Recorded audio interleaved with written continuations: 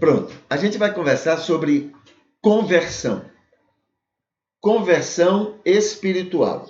Eu estou evitando falar conversão cristã, entendeu? Porque aí a gente fica sempre alimentando a ideia de que a conversão acontece dentro dos muros cristãos.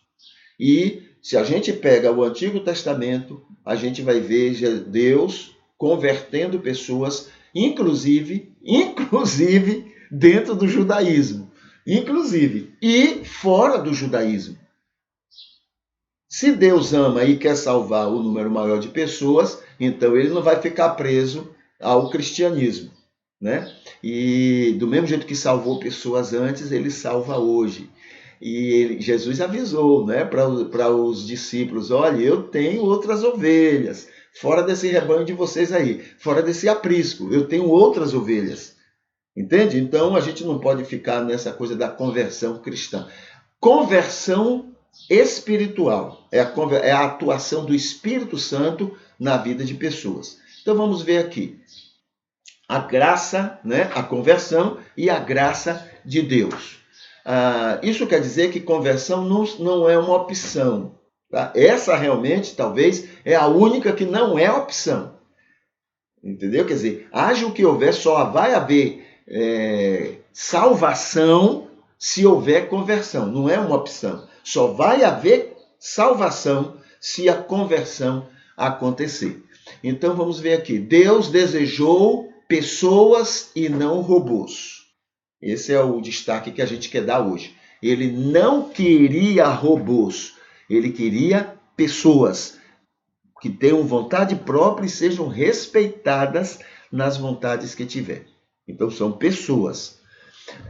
Em Romanos 8, versículo 29, Deus conheceu a todos antes da fundação do mundo e articulou toda a questão de salvação a partir do que ele conheceu de todas as pessoas. Primeiro, o amor de Deus para com o mundo é anterior à criação. Antes de Deus criar a humanidade, ele amou todo o ser humano. Antes de criar Adão, ele havia já me amado, amado você e amado toda a humanidade. Ok? Primeiro aspecto que é importante a gente lembrar. Segundo, ele decidiu criar o ser humano à sua imagem e semelhança. Foi uma decisão dele. Isso quer dizer que não é que eu estou parecido com Deus. Deus tem barba, Deus tem cabelo. Não é isso. Porque Deus não tem nada disso. Porque Deus é espírito. Eu sou espírito. Eu não sou barba e cabelo, e nariz e olho. Eu não sou. Eu sou espírito. Eu sou alma vivente. Né? Agora, eu utilizo esse corpo que tem barba, cabelo, nariz, orelha e essas coisas. Né? Quando chegarem no céu, vão me encontrar, não vão ver nada dessas coisas em mim, que não tem nada a ver. Isso aqui é como a gente usa carro, né? Alguém olha o carro no lugar e diz assim, olha, o pastor está ali. Não, o pastor não está ali, quem está ali é o carro.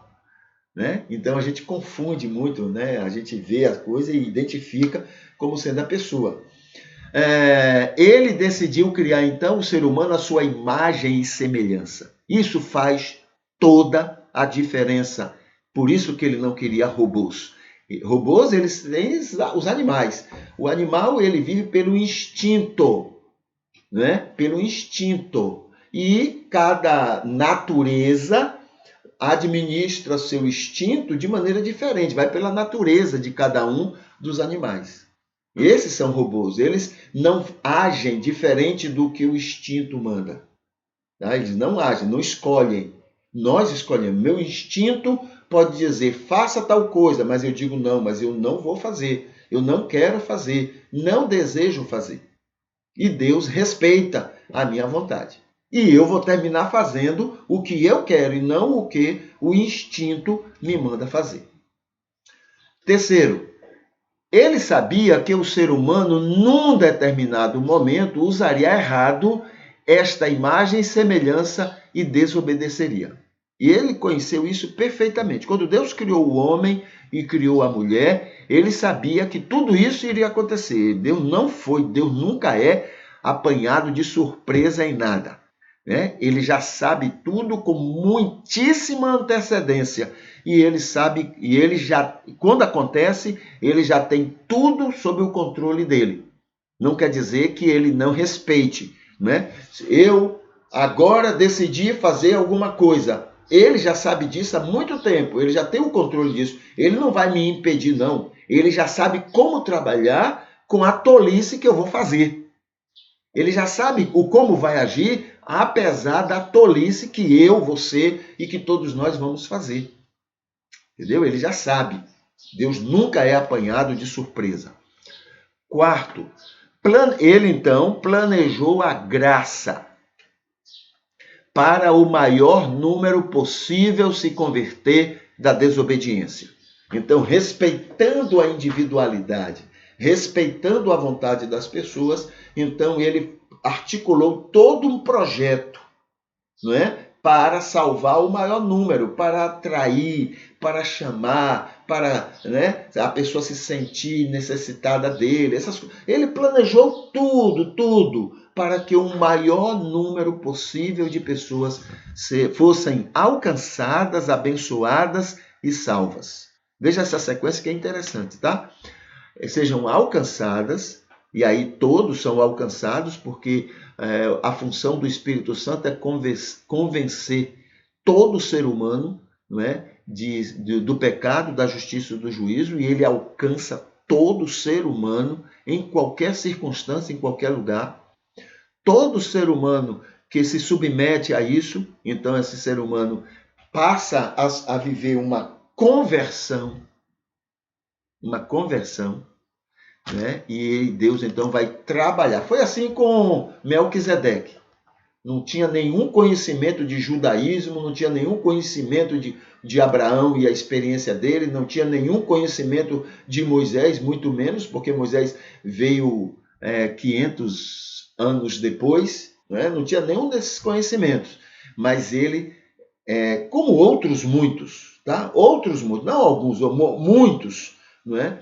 Reconheceram isso que o Espírito operou na vida deles, esse convencimento, e passaram por essa conversão. Né? Deus salvou muita gente e vai continuar salvando muita gente utilizando este meio. E quinto, a graça, né? São várias ações de Deus para as pessoas serem convertidas por vontade pessoal e não forçadas. São várias ações de Deus. No momento que eu reconheço que eu sou pecador, naturalmente, se eu reconheço, quer dizer, não, reconhecer é uma coisa, mas no momento que eu quero essa mudança, olha, eu reconheci que sou pecador, o Espírito me convenceu. Toda a existência de religião no mundo é uma demonstração de que o homem ou aqueles homens reconhecem que são pecadores e querem fazer uma religação com Deus, querem criar uma nova experiência com Deus porque reconhecem que são pecadores.